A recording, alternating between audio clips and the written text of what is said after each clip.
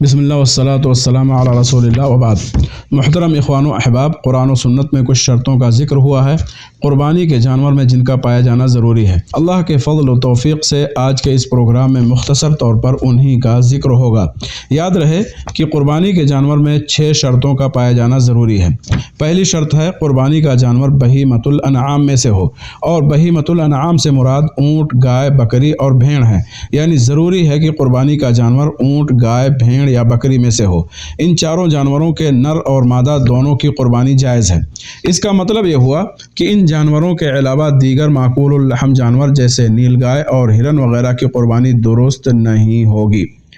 دوسری شرط ہے قربانی کا جانور دانتا ہو۔ قربانی کا جانور اونٹ ہو یا گائے یا بکری، اس کا دانتا ہونا ضروری ہے۔ البتہ بھیڑ یا دمبے میں یہ شرط نہیں ہے۔ بھیڑ یا دمبے کے علاوہ قربانی کا جانور اگر دانتا نہیں ہے تو اس کی قربانی درست نہیں ہوگی، جیسا کہ صحیح مسلم میں جابر رضی اللہ تعالی عنہ سے مروی ہے کہ اللہ کے رسول صلی اللہ علیہ وسلم نے فرمایا: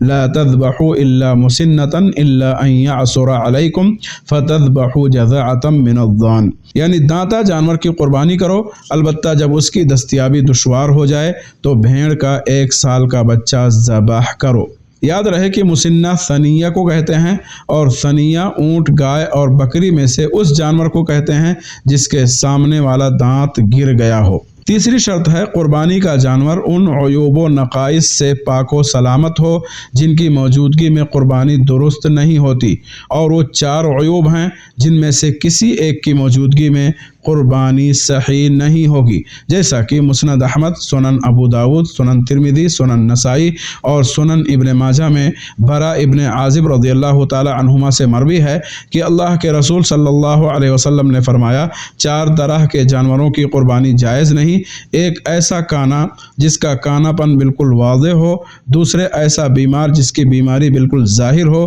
تیسرے ایسا لنگڑا جس کا لنگڑا پن بالکل واضح ہو، اور چوتھے ایسا لاغر و کمزور جس کی ہڈیوں میں گودا نہ ہو۔ چوتھی شرط ہے شریعت نے قربانی کا جو وقت مقرر کیا ہے قربانی کے جانور کو اسی وقت میں ذبح کیا گیا ہو۔ اگر جانور کو شریعت میں مقرر کردہ وقت سے پہلے یا اس کے بعد میں ذبح کیا گیا تو قربانی درست نہ ہوگی۔ یاد رہے کہ قربانی کا وقت 10 ذی الحجہ کو صلاۃ عید کے بعد شروع ہوتا ہے اور راجح قول کے مطابق ایام تشریق کے آخری دن تک رہتا ہے، یعنی 10 ذی الحجہ کو صلاۃ عید الاضحیٰ کی ادائیگی کے بعد سے لے کر 13 ذی الحجہ کے غروب آفتاب تک دن یا رات کبھی بھی قربانی کے جانور کو ذبح کیا جا سکتا ہے۔ 5ویں شرط ہے قربانی کی نیت سے جانور کو ذبح کیا گیا ہو، ورنہ قربانی درست نہیں ہوگی، جیسا کہ صحیح بخاری کی مشہور حدیث ہے: انما الاعمال بالنیات وانما لکل امرئ ما نوی،